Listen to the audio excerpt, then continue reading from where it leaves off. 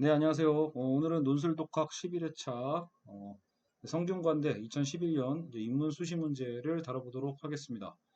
사실은 이제 이게 제 녹화 버전입니다. 제 녹화하는 중이고, 왜냐면 이전 버전이 너무 볼륨이 낮게 녹음이 되는 바람에 도저히 그러니까 어떤 플레이어에서 들으면 그래도 들을만 한데 너무 작게 녹음이 돼서 웬만한 것은 또 아예 안 들리게끔 또 되어 있더라고요. 그래서 좀 더 볼륨 조정을 해보고, 근데 이제 최근에 제가 쓰고 있는 지금 이 녹화하는 이 화면 녹화를 하는 방식이 자꾸 잡음이 들어가는 바람에 이제 볼륨을 좀 다운 시켰었는데 심각하게 다운이 돼버려서 문제가 된 것 같아요. 그래서 이제 힘내서 다시 한번 해보도록 하겠습니다.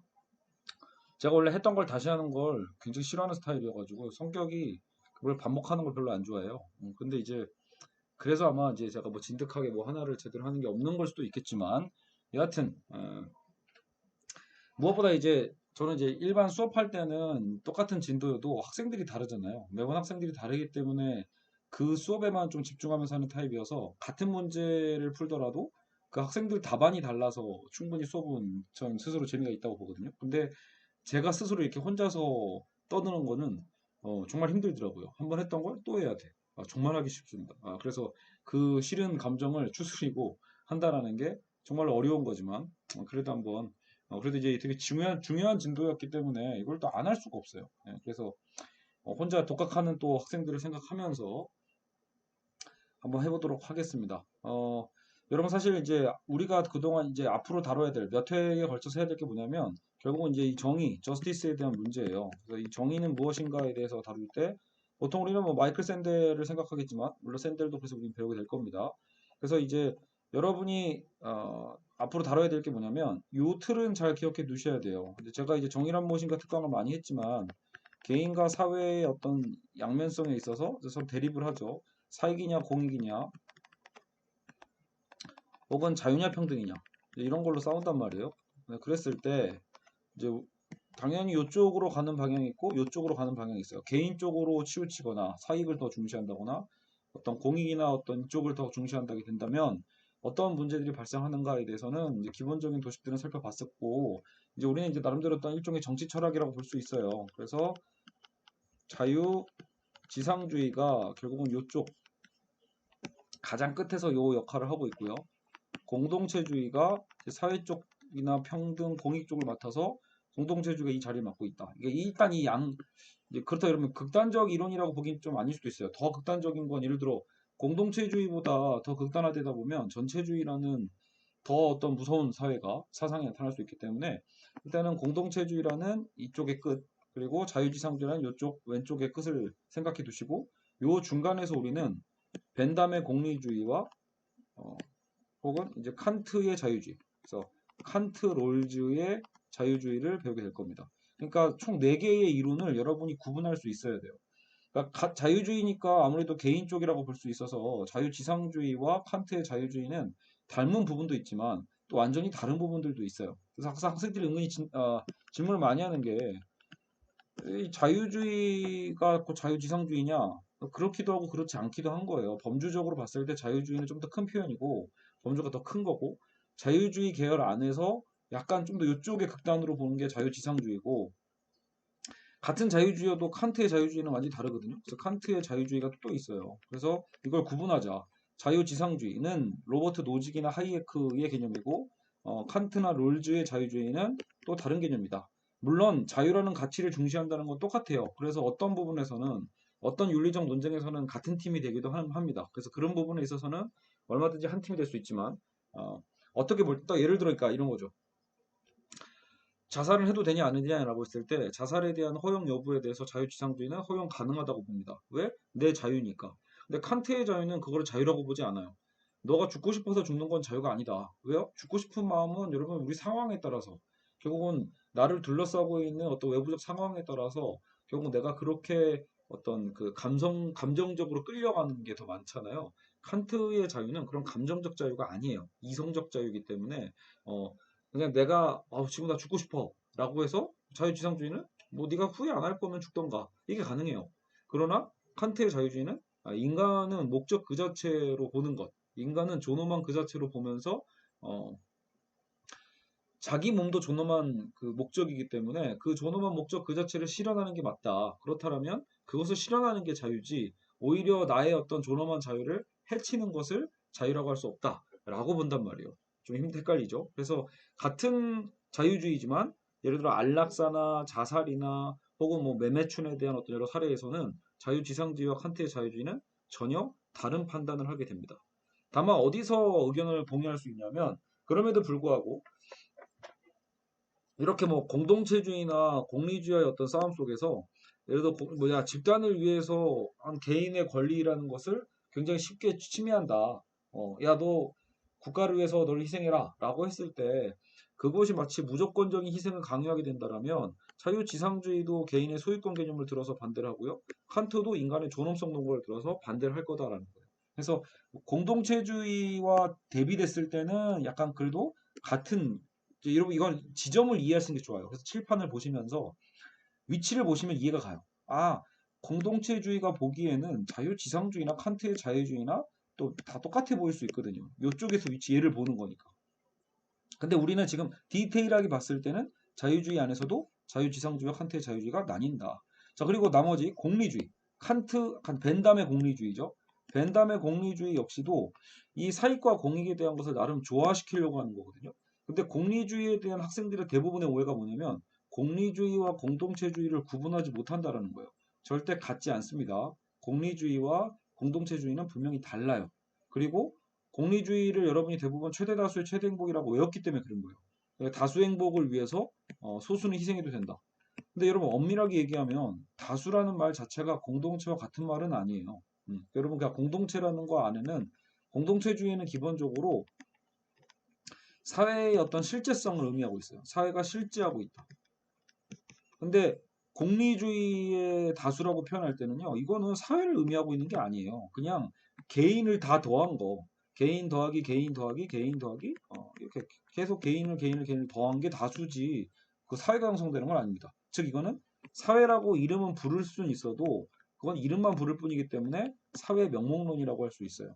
그래서 공리주의와 공동체주의가 역시 어떤 때는 같은 팀이 될 수도 있지만 분명히 또 디테일하게 보면은 전혀 다른 관점으로 갈릴 수 있다라는 거. 그거를 여러분이 이해하는 게 중요합니다. 자, 그런데 오늘처럼 어떤 윤리 논쟁이 나올 때는 칸트의 의무론과 벤담의 이 공리주의가 대비되는 경우가 상당히 많거든요. 그래서 오늘은 자유지상주의와 공동체주의는 일단 빼고요. 여긴 빼고 칸트의 의무론적 자유주의와 벤담의 공리주의를 구분하는 문제를 지금 성균관대 2011년 문제가 다루고 있습니다. 자, 그래서 본격적으로 시작을 해보죠. 자, 그러면 앞으로도 이제 몇 회에 걸쳐서 이제 제가 이런 비슷한 문제들을 뽑아놨으니까 이제 그 문제를 하나하나 풀어가시면서 여러분이 직접 문제 속에서 이 이론들이 어떻게 구분되는지를 직접 경험을 해야만 합니다. 체험하지 못하면 이거 대충 머리로 대충 공부해가지고는 구분이 잘 안 가요. 네, 그래서 충분히 헷갈릴 수 있고요. 자, 일단 문제 1번을 보죠. 성균관대 같은 경우에는 1번 문제가 제일 중요하죠. 1번에서 틀리면 밑에 거 다 틀립니다. 자, 그래서 일단 1번은 보통 분류 문제가 나와요. 성대는요. 그리고 성대 1번 문제는 보통 어렵지 않은 편이에요. 대부분은 이제 2, 3, 4번 문제를 풀어야 되기 때문에 오히려 이제 1번에서는 이제 틀리는 경우가 많지 않고 어쩌다 그냥 요약에서 틀리다거나 뭐 분류 틀리면 그냥 광탈이니까요. 근데 오늘 문제만큼은 제가 보기에는 50%가 안 될 겁니다. 이 답안을 맞출 수 있는 가능성, 확률은 50%가 안 되고요. 높게 잡으면 거의 70% 이상 틀리지 않았을까라는 생각까지 들 정도예요. 그만큼 헷갈리는 문제였다. 자, 사회정책의 윤리적 토대에 대해 언급하고 있어요. 자, 이 말이 너무 중요한데 보통 학생들은 이걸 안 읽어요. 그냥 대충 읽고 넘어가. 그러니까 생각을 안 한다는 얘기예요. 생각도 안 하고 무조건 상반된 두 입장. 자, 읽어볼까? 라고 하면서 읽는 거예요. 제시문 속으로 바로 들어가면 이거는 100% 틀려요. 그럴 수가 그렇게 해서 맞출 수 있는 실력이 예, 있지도 않을 뿐더러 그것도 매우 위험한 방법이에요. 실력이 있더라도요. 학교는 분명히 힌트를 줬어요. 결정적 힌트. 자, 사회정책의 윤리적 토대에 대해 언급하고 있다. 여기서 보면 사회정책이 중요해요. 윤리적 토대가 중요해요. 윤리적 토대가 중요한 거예요. 헷갈리면 안 됩니다. 사회정책의 방향이 무엇입니까를 묻는 문제가 아니라 사회정책이 어떤 방향이든 간에 어떤 선택을 하든 간에 어떤 윤리적 토대를 기반으로 해서 사회정책을 결정하는가에 대한 질문이에요. 그래서 이 문제를 읽었을 때, 아, 오늘 윤리 논쟁이구나, 라고 생각하시면서 짐작을 하셔야 돼요. 윤리 논쟁이라는 주제를 생각하면서 봤는데 최대 행복의 원리 나왔네? 이러면 바로 공리주의를 떠올리시면 거의 99% 맞습니다.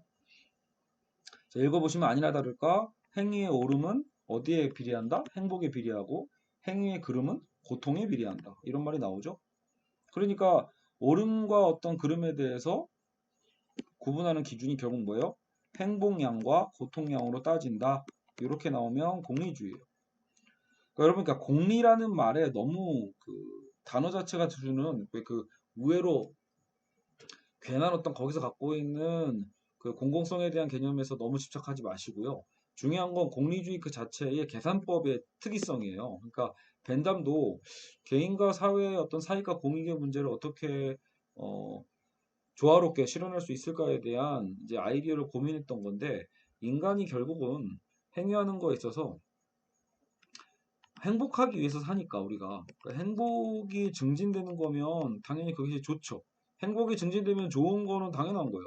근데 이제 벤담은 여기서 어디까지 나가게 되냐면 행복하면 좋아. 근데 좋은 건 곧 그게 옳은 거야. 이렇게 연결해 버려요. 나중에 요 차이입니다. 칸트는 이거는 야 행복하면 좋다는 건 칸트도 인정해요. 근데 좋은 게 왜 옳은 거냐라는 거예요.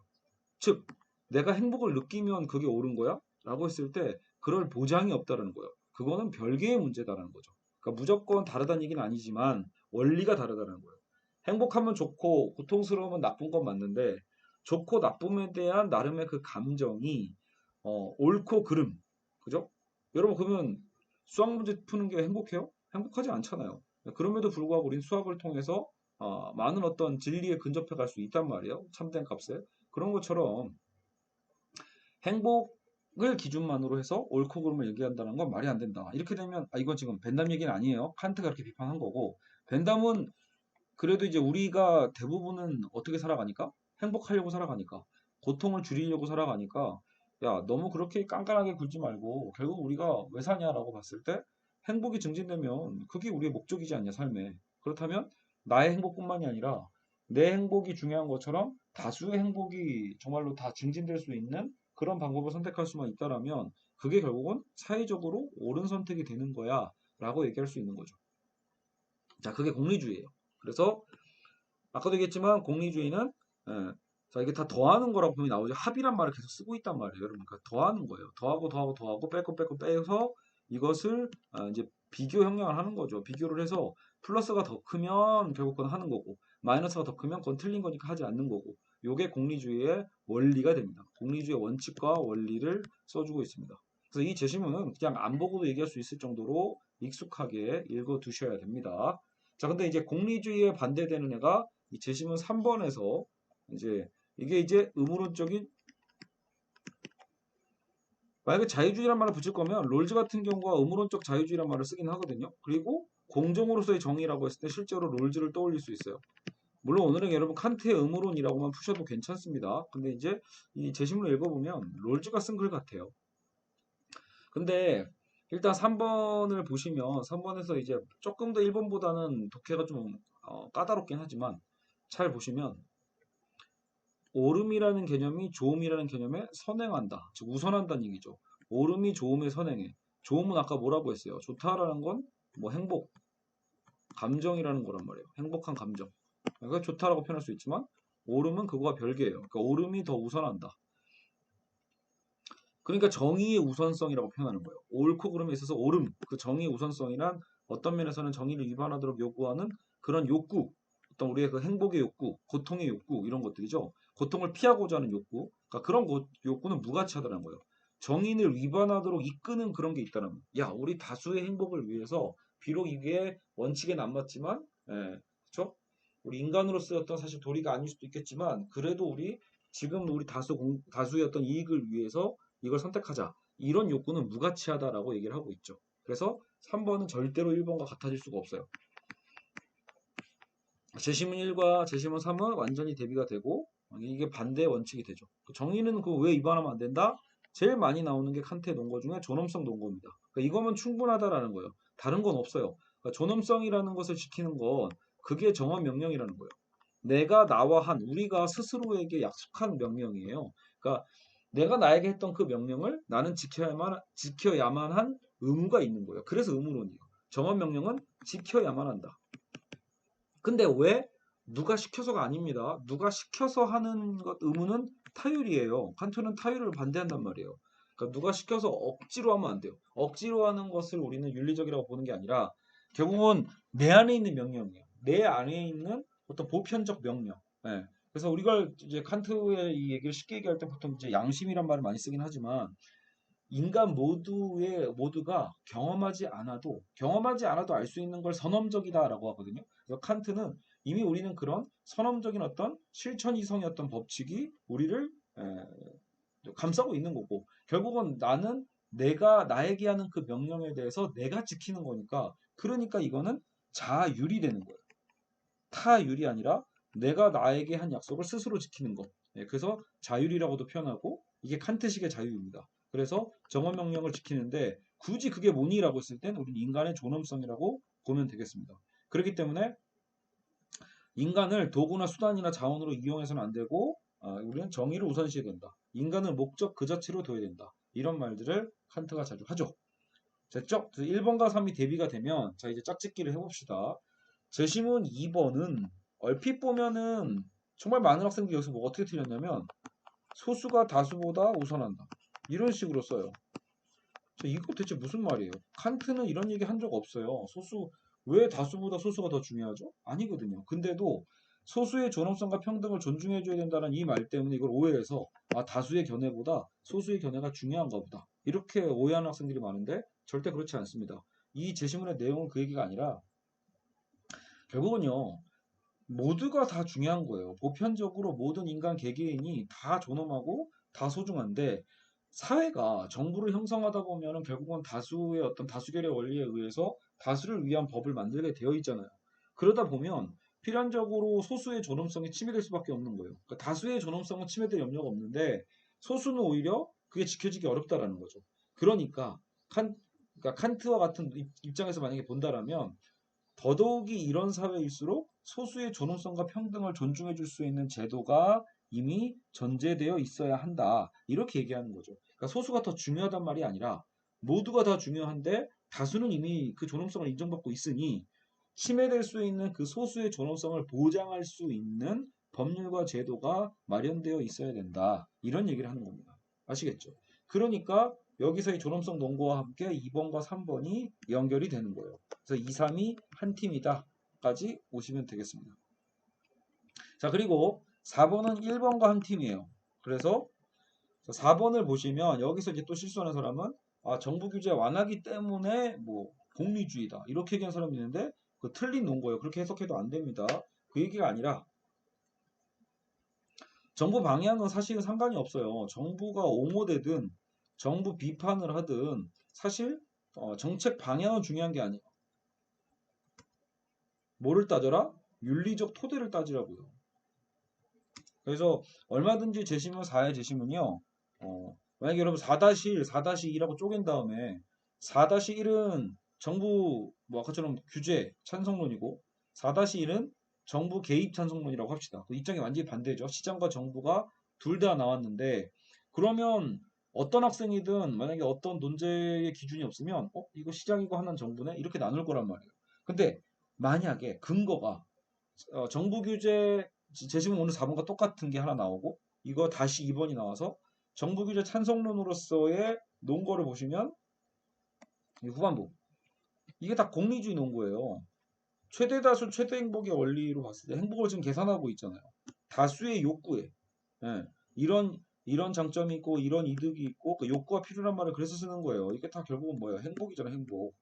그 행복을 증진시킬 수 있으니까 누구의 다수의 행복을 그죠? 그러니까 정부 규제를 완화하면 결국은 다수 행복이 증가할 거다라는 매우 심플한 논거를 괜히 복잡하게 얘기하고 있는 거예요. 왜냐면 설득을 해야 되는 논거니까. 근데 만약에 4-2에서 정부 찬성론이 나왔어.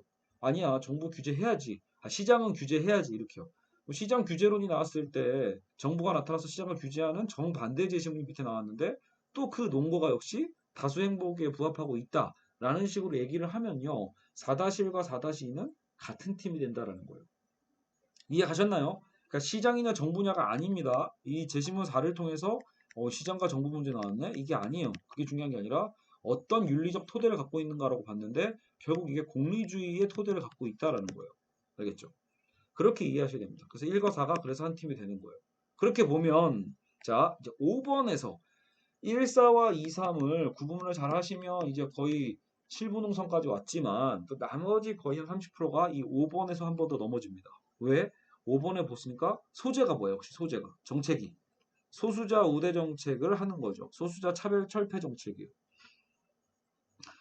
아까 존엄성 얘기도 나왔고 제시문 2에서는 소수자의 어떤 존엄성을 보호한다는 얘기까지 나왔었기 때문에 제시문 5번이랑 2번이랑 똑같이 뭐가 달라라고 하면서 이걸 보자마자 2번이랑 같아 라고 연결하는 학생들이 있었어요. 근데 아닙니다. 전혀 달라요. 여기는 정책의 이름이 소수자 우대 정책일 뿐이고요. 그래서 윤리적 토대가 뭐냐라는 거예요. 그 정책의 토대가 뭐니라고 했는데 정책의 토대가 다 뭐야? 첫째, 둘째, 셋째, 넷째를 읽어보시면 알겠지만 존엄성 얘기는 한마디도 없어요. 다 결국은 뭐예요? 사람들이 좋아할 거다. 사람들에게 이익이 된다. 알겠죠? 사람들이 행복해질 거다. 욕구를 충족시킬 수 있다. 이익이 된다. 뭐 이런 얘기들이에요. 그렇기 때문에 요거는 공리주의 논거가 되는 겁니다. 아시겠어요? 만약에 제시문 5번을 칸트식으로 바꾸면 어떻게 바꾸면 되겠어요? 소수자 우대 정책은 해야 돼요. 칸트 입장에서도요. 반대하지는 않을 텐데 당연히. 근거는 뭐다? 그냥 단순해요. 인간이니까. 이거면 충분합니다. 한 줄이면 충분한 논거예요. 다른 어떤 가타부타 이런 얘기 필요 없어요. 예. 그럼 모든 인간이 존엄한데 왜 소수자를 차별해요? 왜 흑인을 차별하고 왜 유색인종을 차별하고 왜 장애인을 차별하고 안 된다라는 거예요. 모든 인간은 보편적으로 존엄한 존재다. 이게 바로 칸트의 논거입니다. 그렇기 때문에 제시문 5번은 칸트의 논거가 아니라 공리주의로 가셔야 된다. 그럼 답은 뭐예요? 1, 4, 5, 2, 3이 되겠죠. 1, 4, 5, 2, 3으로 구분하는 1번 문제가 되겠습니다. 그래서 여기서 엄청난 학생들이 틀렸다. 여러분들 위안이 될지 모르겠는데 이렇게 또 문제가 어렵게 나와버리면 이럴 수도 있겠죠. 분류는 맞았어. 그러니까 분류는 맞았는데 2, 3, 4번이 개판이야. 차라리 이러면 진짜 애매해지는 거예요. 어차피 문제 평가 요소도 많기 때문에 만약에 1, 4, 2, 3, 5 이런 식으로 해서 5번을 틀렸다 하더라도 나중에 2, 3, 4번 풀 때는 그게 큰 문제는 없거든요. 그래서 만약에 이럴 때는 문항별로 어쨌든 채점 문항이 되기 때문에 1번에서 분류 틀려가지고 굉장히 큰 감점이 되더라도 2, 3, 4번에서 굉장히 잘 써주면 역으로 이 당시에는 합격했을 수도 있어요. 그만큼 변별력이 있었던 문제다라고 보시면 되겠습니다. 아시겠죠? 여러분 물론 그래도 이거는 특이한 케이스고 최대한 최대한 분류 문제는 꼭 맞으셔야 됩니다. 알겠죠? 자, 이런 걸 갖고 일단은 제 답안을 한번 읽고 2번으로 넘어가죠. 자, 이건 간단하게 볼게요. 주어진 제시문들은 사회정책의 윤리적 토대를 기준으로 공리주의적 관점의 1, 4, 5와 의문어적 관점의 2, 3으로 구분될 수 있다. 이렇게 해서 먼저 분류를 보여주시고 그 다음에 단락을 나눠서 1, 4, 5에 대한 핵심 요약, 2, 3에 대한 핵심 정리를 하시면 되겠습니다.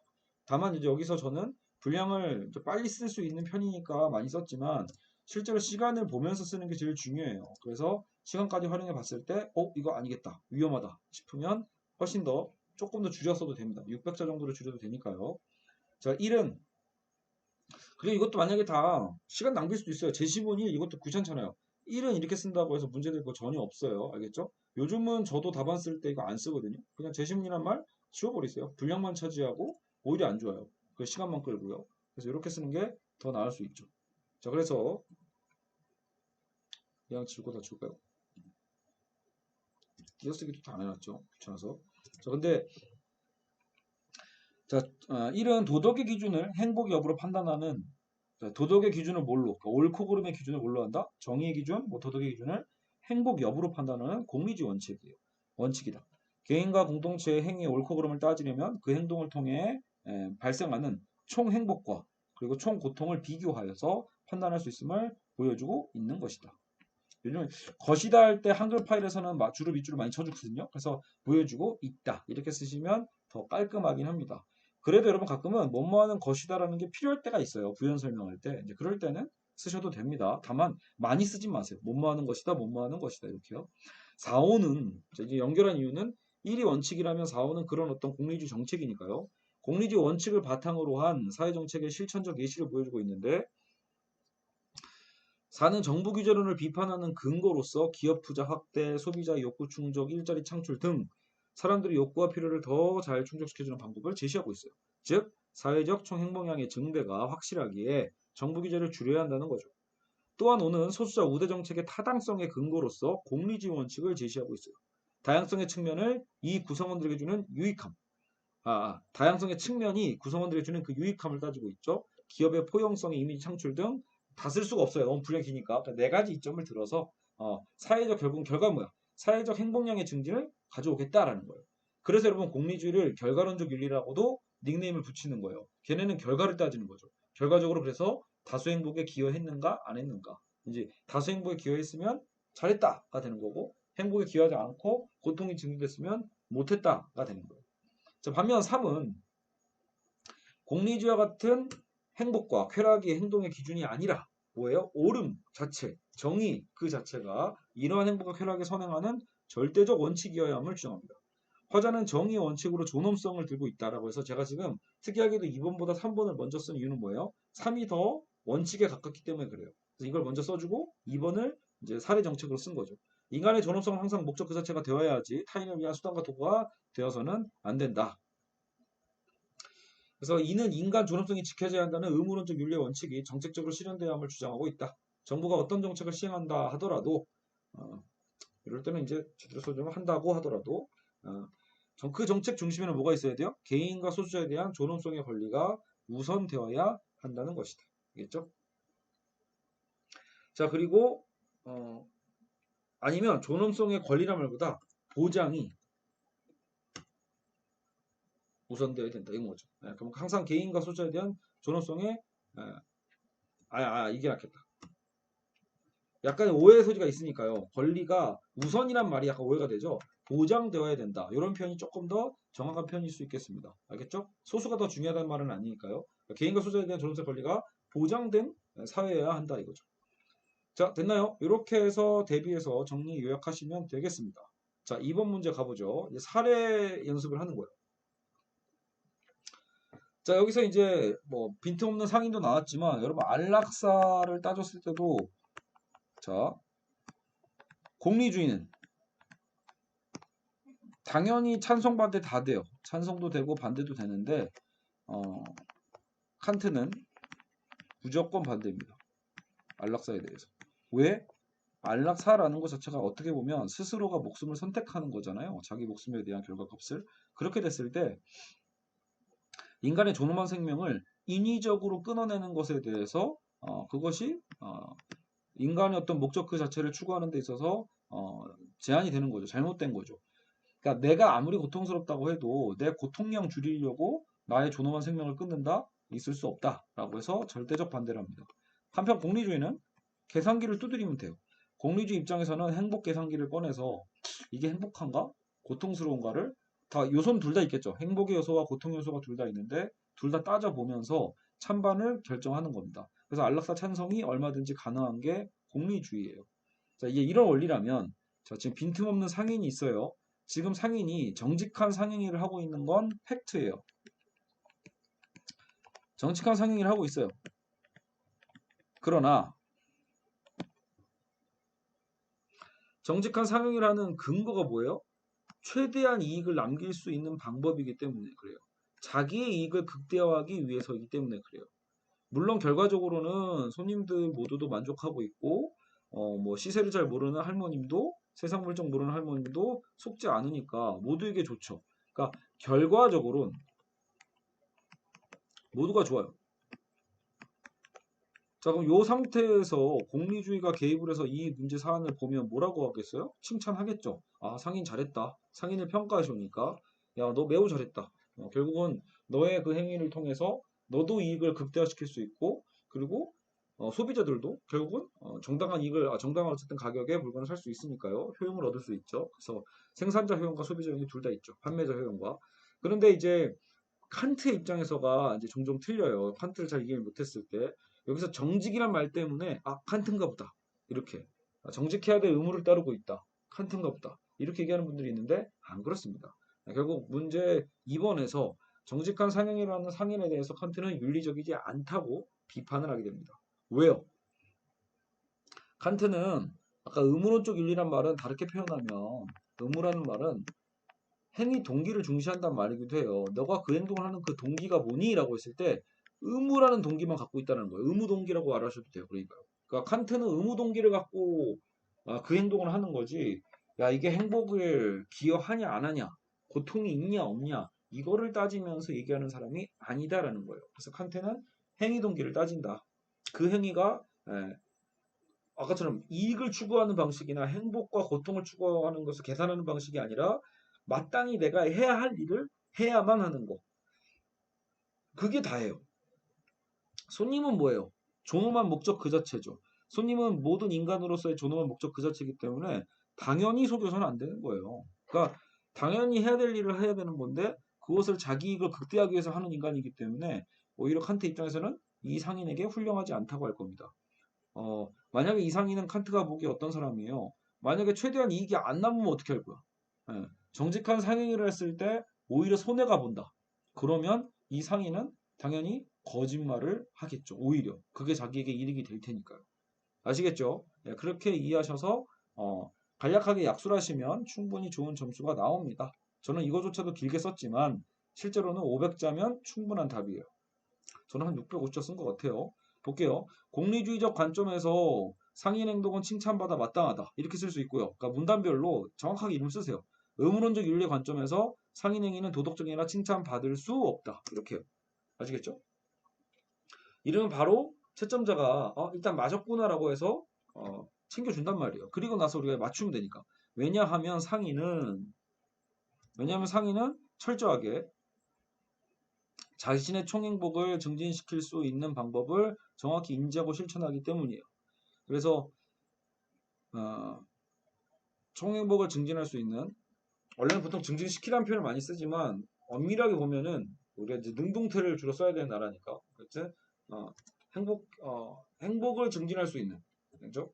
이렇게 표현하는 능동적인 방법이 오히려 더 적절할 수도 있어요. 근데 이제 워낙 우리가 관례적으로는 그냥 증진시키다 라고도 많이 표현을 쓰죠. 이게 굉장히 어렵습니다. 한국 단어를 쓰다 보면 하긴 원래는 원칙적으로 수동태를 쓰지 않기 때문에 주로 이 사역동사라는 개념보다는 능동태를 주로 더 쓰는 것이 마취법을 쓸 때는 정확할 수 있습니다.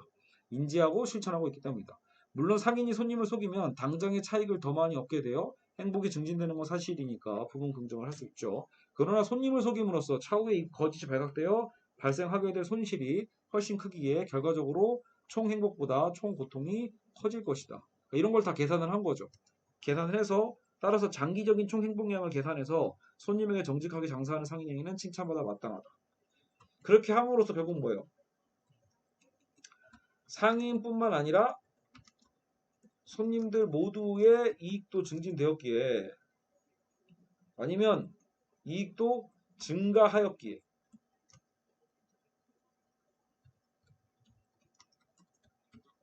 이런 거죠. 이렇게 서술을 바꿔 쓰시면 더 좋죠. 그러니까 그러게 결국은 최대다수 최대 행복이네. 모두가 결과적으로 행복하네. 이것을 강조해주는 답이면 더 좋습니다. 그러나 의문론적 윤리의 관점에서 상인행위는 도덕적 행위라 칭찬받을 수 없고요.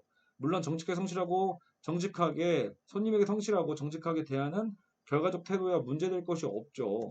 그러나 사회적으로 정당하니까요. 이 행위 자체, 결과의 행위는 나쁘지 않아요. 그러나 의무론적 윤리에서 요구하는 건 상인의 결과적인 이윤과 행복이 아니라는 거죠. 손님 그 자체를 존엄하게 대하는 의무 동기적 태도.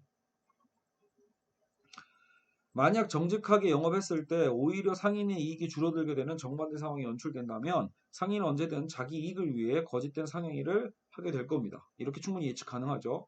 즉 보기의 상황은 그저 이익 극대화, 의무윤리의 행위가 우연히 겹친 거예요. 행운적 상황에 불과하다. 따라서 의무론적 윤리 입장에서 상인의 행위 동기는 결코 칭찬받을 수 없는 이기적 행동에 불과하다라고 얘기할 수 있겠습니다. 그래서 이게 당장은 뭐 사회적으로 폐를 끼치는 건 아니지만 잠재적으로 본다라면 얼마든지 위험할 수도 있는 그런 상행위입니다. 아시겠죠? 자, 이렇게 해서 2번까지 잘 풀었고요.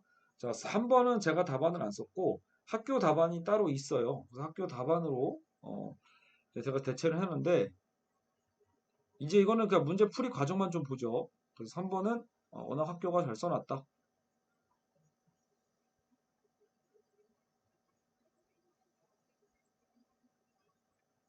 자, 3번 보시죠.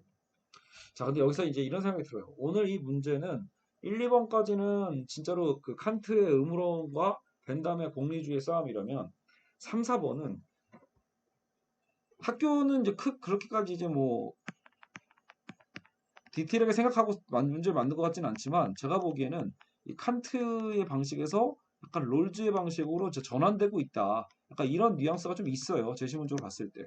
예를 들어 오늘 3번 문제 같은 경우에는 공정성이 핵심이거든요. 결국은 그 사회가 공정한 사회인가를 따지고 싶은 거잖아요. 사회의 계층 이동성을 따지고 있으니까. 그러니까 여기서 나오는 SES가 뭐예요? 이건 배경 지식이 필요 없어요. 그냥 여기서 읽고 이해하시면 되는 거예요. 납득을 하면 되거든요. 그랬을 때 대신 빨리 파악을 해야겠죠. 부모의 SES와 자녀의 SES가 같다라는 게 뭘 의미하는 것만 파악하면 돼요. 그러면 A 국가는 33%의 확률로 부모의 사회적 위치가 자녀의 사회적 위치로 그대로 이어진다라는 거예요. 근데 그게 이렇게 연결되죠. 그러니까 대각선으로 여러분 파악하시면 이 문제는 풀립니다. 오히려. 그래서 부모가 부자일 경우에 자녀도 부자일 확률이 35% 이렇게 돼 있죠. 그럼 비국은 어때요? 숫자를 보시면 전반적으로 다 높아졌죠. 다 상승이 됐어. 그죠? 그러니까 우리는 어떤 차이를 읽어낼 수 있다? 자, 여기서 이제 말을 잘못해서 틀리는 경우가 있어. 자, SES가 높다라는 게 무슨 의미냐? SES가 높다라는 건 계층 이동성은 낮단 소리예요. 내가 신분 상승할 수 있는 기회가 낮은 나라 이런 거죠. SES가 낮다라는 건 계층 이동성이 오히려 그 이동성이 오히려 높다라는 뜻이에요. 이것만 안 헷갈리시면 문제 푸는데 문제가 없습니다. 그러니까 두 나라 가운데 계층 이동성이 상대적으로 높은 쪽이 어딥니까? 왜 상대적이겠어요? 둘 다 이게 절대적으로 높은지 낮은지 판단이 좀 그렇거든요. 상대적으로 계층 이동성이 높은 나라. 자, 그러면 수치는 여기가 높지만 수치가 높다라는 건 계층 이동성이 낮다는 뜻이니까 오히려 답은 A국이 되는 거죠. A국이 계층 이동성이 더 높아서 어떤 그 공정한 기회를 얻을 수 있는 그런 국가라는 걸 예측 혹은 짐작해 볼 수 있죠. 그래서 그 이유를 요 대각선의 표의 수치를 통해서 밝혀주시면 되겠고요. 자, 3-2. 3-2도 이런 거 너무 길게 쓰면 안 돼요. 그러니까. 결국 이것도 연관해 봤을 때 A가 기회가 있는 나라고 B는 약간 그 공정하지 않고 빈부격차가 좀 아까 고착화되는 사회죠. 신분 상승에 대한 확률이 적다라는 것을 상징하는 게 뭐다? 대학 진학률이죠. 우리가 그래서 어떻게 보면 한국 사는 더더욱이 이 대학 진학률과 사회적인 신분 상승에 대한 이제 이 상관관계가 있다라고 표현하잖아요. 그것처럼 3-2에서도 A국은 실제로 B국보다 대학 진학률이 가난한 계층이 높아요. 15%. 그래서 B의 두 번째 계층과 동일하죠. 다시 얘기하면 두 번째 계층도 A국이 더 높다라는 얘기예요. 그래서 그만큼 사회적 지위가 낮아도 대학 진학률이 B국보다 높다는 얘기는 그만큼 어떤 상관관계가 있다. 계층 이동성과의 관계가 있다. 인과관계라고까지 얘기하기 조금 애매한 게 이거는 대학을 진학해서 기회가 있는 건지 기회가 있어서 대학을 가는 건지 이런 건 좀 판단하기 어렵죠. 이 표만 갖고는요. 자, 그럼 3, 4번 마찬가지예요. B국은 부자일 경우에 진학률이 오히려 매우 높아. 40%. 근데 A국은 최대 부자라고 해도 35%밖에 진학을 안 해요. 그만큼 대학을 오히려 진학하지 않는 부자 계층도 있다라는 거죠. 그래서 그런 부분 때문에 이런 것도 역시 결국은 A국과 B국의 계층 이동성에 대한 어떤 차이와 A국이 계층 이동성이 더 높다는 것을 나름대로 간접적으로 증명해주는 이런 상관관계를 보여준다라고 얘기할 수 있겠습니다.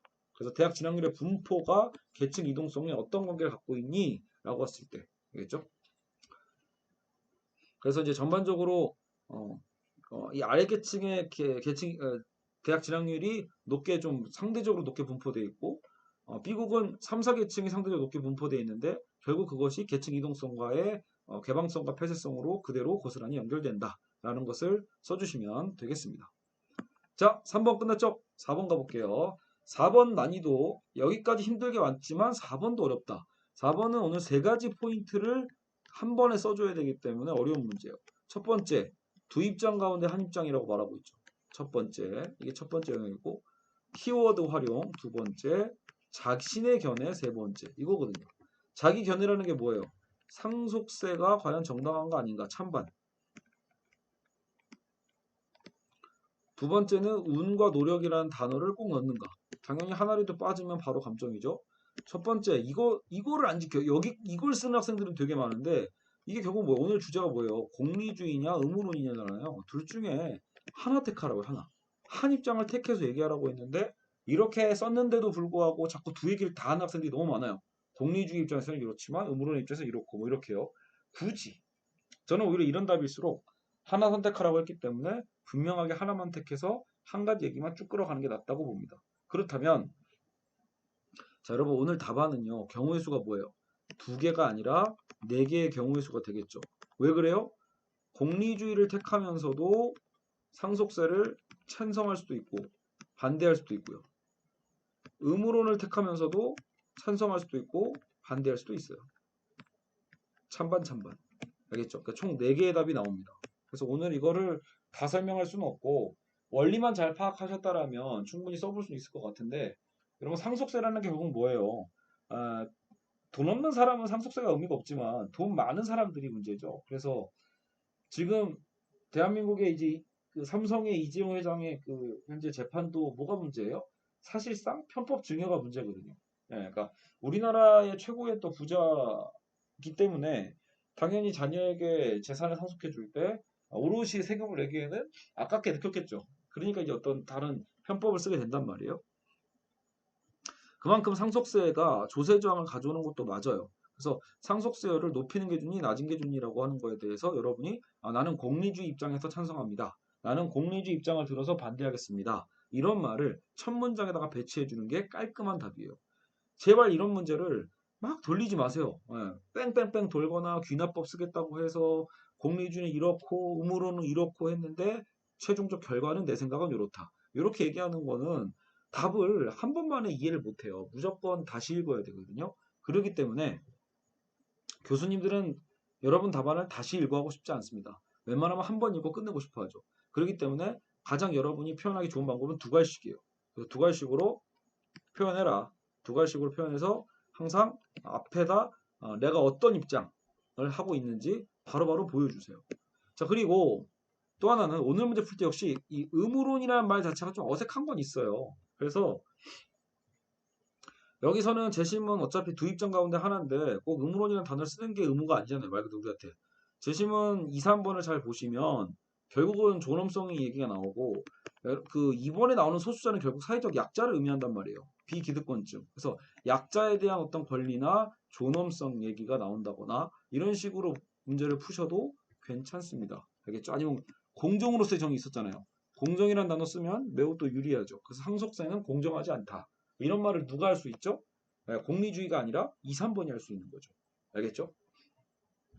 자, 그래서 거기에 맞춰서 이제 저는 두 개의 답을 써봤어요. 그래서 네 개까지 마음 같아서 쓰고 싶었지만 네 개는 무리다. 그래서 두 가지만 보시면서 오늘 이제 이 문제를 마무리하도록 하겠습니다. 네, 지금 화면이 잠깐 검어지는 이유는 요거 이제 꺼버릴게요. 이제 어느 정도 여러분 다 봤으니까. 예, 지금 제 컴퓨터에 아무래도 이 메모리, 램이 좀 딸리는 것 같아요. 그래서 지금 한글이 잠깐 꺼졌습니다. 자, 다시 보죠. 자, 저는 공리주의와 의무론적 관점을 통해서 두 쪽 다 상속세를 찬반에서 둘 다 찬성 논거로 썼어요. 그러니까 상속세 찬성 논거를 이렇게 다른 논리로 쓸 수 있다라는 얘기예요. 자, 공리주의 관점을 상속세 사례에 다층적으로 적용해보고 검토해본다면 상속세는 높이는 게 타당하다. 자, 어때요? 높이자. 바로 얘기하는 거예요. 상속세 높이자, 뭐 어떤 관점으로? 공리주의 관점으로. 두 가지를 다 쓰셔야 돼요. 그리고 나서, 자, 이거는 이제 일종의 제 이제 논리 싸움인데, 여기는 이거예요. 상대방에 대한 장점을 인정을 해줬어요. 그러니까 상대방의 주장 중에 나에 대한 비판이 있겠죠. 그러니까 상속세를 높였을 때의 문제점을 나도 일단 부분 긍정을 해주는 거예요. 야, 상속세를 물론 높이게 되면 상속을 해줘야 되는 당사자 입장에서는 그러니까 부자 아버지죠. 더 열심히 일해야 될 노력의 의지가 상실된다. 어차피 상속으로 다 뺏어갈 건데 뭐하러 열심히 해? 이렇게 생각할 수도 있죠. 조세저항. 이러한 상실감을 갖는 개인이 사회적으로 증가된다면 결국 사회적 부의 총량이 감소되지 않겠냐. 그러니까 근로 의욕이 떨어짐으로써 결국은 투자를 안 하게 돼요. 여러분 부자가 투자를 많이 하면 할수록 결국은 이 사회가 경제적으로 활성화될 수 있잖아요. 그러니까 부의 총량이 오히려 감소될 수 있는 문제점이 있다. 그래서 치명적인 이 말은 지우고요. 그러니까 요거는 어차피 근데 부분 긍정으로 잠깐 넣어준 것뿐이에요. 얘가 주인공은 아니에요. 이건 그냥 일종의 모양이고 진짜 중요한 건 나머지 두 단락이 얘를 설득해야죠. 물론 나한테도 이런 문제가 있는 건 맞는데 그럼에도 불구하고 이런 거예요. 거꾸로 네가 더 문제야 이런 말 쓴 거죠. 그렇다고 네 말대로 상속세를 낮추면 어떻게 될까? 그 문제점이 더 심각해 라고 하면서 여기다가 비중을 더 두는 거예요. 그렇게 해서 설득을 하는 거죠. 상속세가 낮아지면 무슨 문제가 생겨요? 상속을 받는 당사자들은 아버지의 노력에만 기대게 돼서 운에 의해서 인생을 살아가겠죠. 그러면 운이 좋아 성공하게 되는 사례가 사회적으로 늘어나면 어떻게 돼요? 낭패감이 커지죠. 열심히 준비하는 다수의 노력에 찬물을 끼얹는 거거든요. 그래서 오히려 사회 전체의 노력 의지가 저하된다는 저하되어 사회적 부의 총량은 더 낮아질 수도 있다. 얼마든지 그런 요소도 있죠. 야, 열심히 해서 뭐하냐 이럴 바에 이런 거. 제가 보기엔 요즘 우리나라는 부동산이 더 문제일 수도 있어요. 세계적으로 이제 다 저금리 시대고 유동성이 풍부하니까 부동산 문제가 이제 당연히 과열될 수밖에 없긴 해도 지나치게 이제 이쪽으로 몰리게 되면 사실상 이제 노동 가치가 떨어지게 되고 열심히 일해도 의미가 없죠. 결국은 부동산을 갖고 있는 사람이 건물을 갖고 있는 사람이 무조건 이기는 게임이 될 수 있으니까요. 그랬을 때 사회적으로 노동 가치의 의지가 떨어질 수 있다. 따라서 상속세를 높일 때 오히려 얻게 되는 장점은 뭐냐? 자, 그러니까 이런 거예요. 자, 이건 논리 구성 보세요. 내가 지금 상속세 찬성론자잖아요. 상속세 인상 찬성론. 그러니까 상속세를 낮출 때의 문제점을 쓰는 거고, 거꾸로 내 입장의 장점, 나의 장점, 이제 상속세를 높일 때의 장점을 쓰는 거고, 저 위에 건 나의 약점이에요, 사실은. 상속세를 높였을 때 약점은 물론 이거지만 이 약점을 상쇄하고도 남을 정도의 논거가 있다. 이런 거죠. 그래서 마지막 논거가 뭐예요? 상속세를 높이면 얻게 되는 공리주의적 이득 또한 고려해서 정책을 추진하자. 그래서 상속인의 노력 조화보다 상속세의 사회적 재분배의 효과가 더 크다라는 거예요. 차라리 그들의 어떤 소득을 세금을 떼서 더 사회적으로 재분배할 때 얻을 수 있는 혜택이 더 크다. 다수의 국민의 장기적 노력의 상승이 결과적으로 더 큰 사회적 총행복량을 증진시킬 수 있기 때문에 공리주의 방식으로 봤을 때도 뭐가 더 유리하다? 상속세는 낮추는 것보다 올리는 게 더 좋다. 이런 얘기를 할 수 있겠죠. 자, 의문론적 관점 볼게요. 의문론적 관점. 자, 의문론적 관점은 아까도 얘기했지만 의문론이란 말 자체를 굳이 쓰려고 하면은 왠지 좀 단어적으로 어색할 수도 있기 때문에 아니면 2, 3의 단어를 그대로 적용해 보는 것도 괜찮습니다. 여러분 요령이에요. 자, 상속세는 노력이 아닌 운에 의해. 자, 노력과 운이라는 단어를 먼저 배치했죠. 재산 이전이 정의롭지 못하다. 자, 정의롭지 못하다 해서 방향을 얼핏 알 수 있죠. 2, 3번이겠구나. 그래서 상속세 인상은 허용해야 된다. 알겠죠? 그 입장을 먼저 최대한 빨리 밝혀주는 게 좋습니다. 그리고 나서 2에서는 지배계급이 약자들에게 부과하는 정복자의 법률이 되어서는 안 되며, 자, 그런 게 재심 2의 내용이 있었죠. 지배계급이 약자들에게 부과하는 정복자의 법률이 되어서는 안 되고, 소수자의 권리를 보호할 수 있는, 이 소수자가 결국 누구예요? 그냥 인원의 소수를 얘기하는 게 아니에요. 결국은 약자, 비기득권자를 의미하는 거죠. 그래서 그들의 권리를 확보할 수 있는 제도가 필요하다. 보장할 수 있는 제도가 필요하다. 현대 자본주의 사회 또한 부를 획득한 계층이 그 재산을 그대로 자녀에게 물려주게 되면 이는 계급화를 오히려 고착화시키는 데죠. 고착시키는 일이 되고 따라서 소수의 존엄성과 평등이 중요한 만큼 부유한 피상속인과 다른 국민들 모두의 가치는 평등함을 강조해야 된다. 그래서 부자 자식이나 노력하는 그 다음 세대의 대다수의 어떤 자녀들이나 동등하다라는 것을 강조해야 된다. 이렇게 얘기를 할 수 있겠다는 거죠.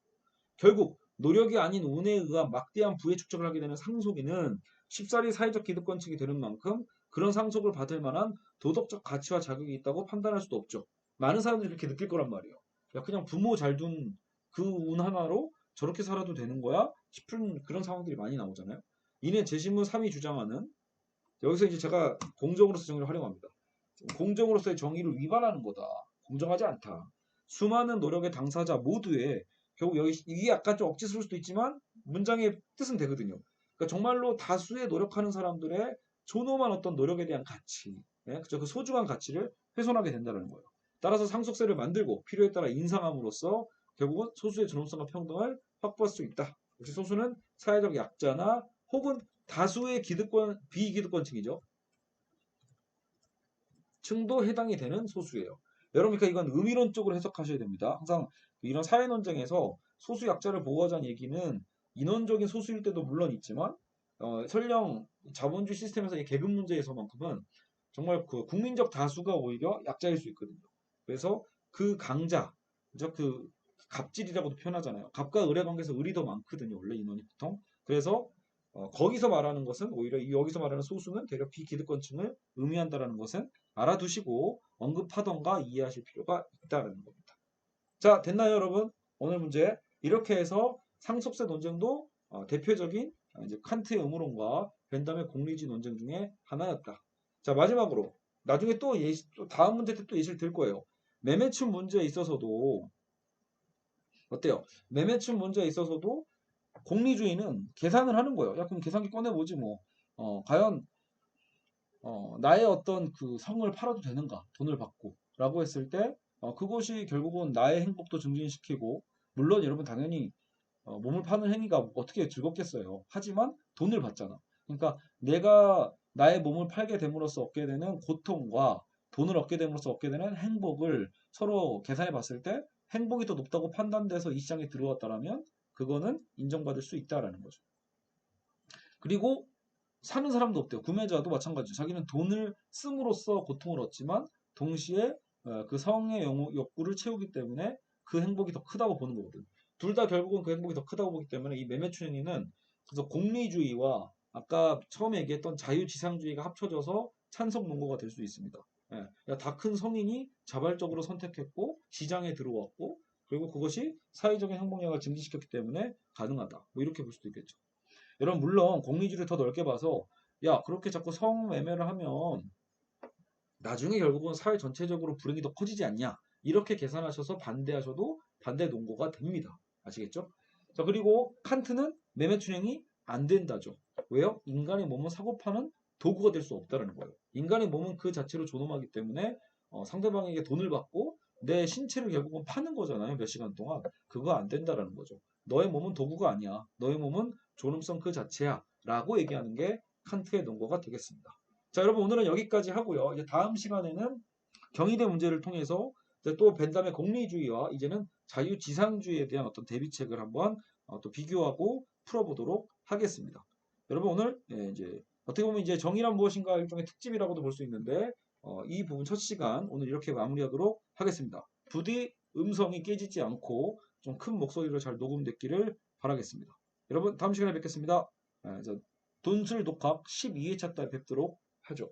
아참 그리고 광고 예제 프리집을 제가 최근에 소폭 개정을 해서 자 데우스 엑스 마키나 이론 교재는 제가 정식 출간을 한 거죠. 정식 출간을 했고 아직도 가끔씩 이제 헷갈려 하시는 분들이 있는데 수험생일 경우에 빨리 받는 게 중요하겠죠. 그래서 시중에 있는 알라딘이나 교보에서 사면 배송비는 안 붙어서 좋은데 배송하는데 열흘 정도나 걸려요. 일주일이 넘게 걸리기 때문에 하루라도 빨리 받고 싶으신 분은 제게 직접 주문을 하시면 보통 이틀 정도면 받으실 수 있습니다. 그리고 예제 프리집도 제가 최근에 대폭 개정은 안 했고 소폭 개정을 한 이유가 편입 논술에 있어서 경희대가 사라졌기 때문에 예전까지는 제 예제 프리집 중에 경희대 문항이 제일 많았거든요. 그래서 경희대 문항을 좀 빼고 그리고 연대 고대 좀 더 넣고 또 다른 학교 문제들 제가 좋아하던 문제들을 넣었어요. 그래서 총 무려 100문항을 채웠습니다. 그래서 제 예제 프리집이 100문항짜리가 됐기 때문에 100개의 문제와 100개의 답안이 있으니까 아마 우리나라 전국 논술 교재 중에서는 분명 비공식적으로 최대의 양이 아닐까라고 생각이 됩니다. 물론 답안의 수준이 그렇게 또 저도 시간이 지나다 보니까 옛날 답안들 보면 참 아까처럼 오타도 많고 띄어쓰기 안 된 것도 있고 내용적으로도 아쉬운 부분들도 있습니다. 차차 다 고쳐갈 테니까요. 어쨌든 여러분 만약에 주변에 논술 독학하시는 분들이 있거나 여러분 스스로 논술하시는 분들이라면 어쨌든 적극적으로 저희 교재도 많이 홍보해 주시고 구매해 주시기를 바랍니다. 네, 막간 광고 마치고 다음 논술 독학 12회차 때 뵙도록 하겠습니다. 감사합니다.